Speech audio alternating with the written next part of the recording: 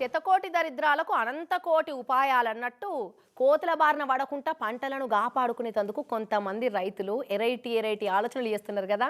ఇక అట్నేగా ఖమ్మం జిల్లాలో కొందరు రైతులు కూడా కోతుల మందరు మొక్కజొన్న మామిడి పంటల మీద పడకుండా మంచి ఉపాయం చేసిర్రు. ఇంతకు ఏమా ఉపాయం మరి? ఖమ్మం జిల్లా నీలకొండపల్లి మండలం ఆరేగూడెంలో ఉండే ఈ భద్రయ్య అనే రైతన్నకు వచ్చిన ఐడియా ఇది. ఈ నడుమ రోడ్ల మీద వాడకట్ల పట్టి తిరుక్కుంటా పూలు పండ్లు కూరగాయలు అమ్మేటోళ్ళు గ్యాస్ రిపేర్లు చేసేటోళ్ళంతా గిసంటి మైకులలో వాయిస్ రికార్డులు పెట్టుకొని తిరుగుతున్నారు కదా. ఇక అవి చూసి దీంట్లో కుక్క మొరిగినట్టు సౌండ్ రికార్డ్ చేసి కోతులకు ఆ సప్పుడు ఇనబెట్టి పంటలను కాపాడుకుంటే మంచిగా ఉంటది కదా అని ఇట్లా చేస్తుండట.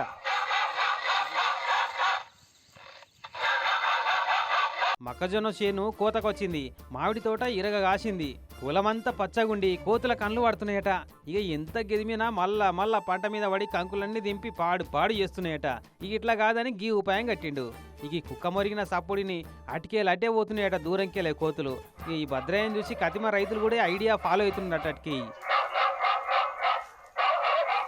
కానీ నడుమ కోతులు వెనకటి లెక్క కుక్కలకు భయపడతలేవు కదా పెద్దగా. కుక్కలు మీదికొచ్చినా మా తోకకి చెప్పు అన్నట్టు లైట్ తీసుకోవట్టే. మరి ఈ ఖమ్మం జిల్లాల కోతులు ఇంకా కుక్కలకు రెస్పెక్ట్ ఇస్తున్నాయా ఇట్లా, లేదంటే అప్డేట్ అయితే లేవా?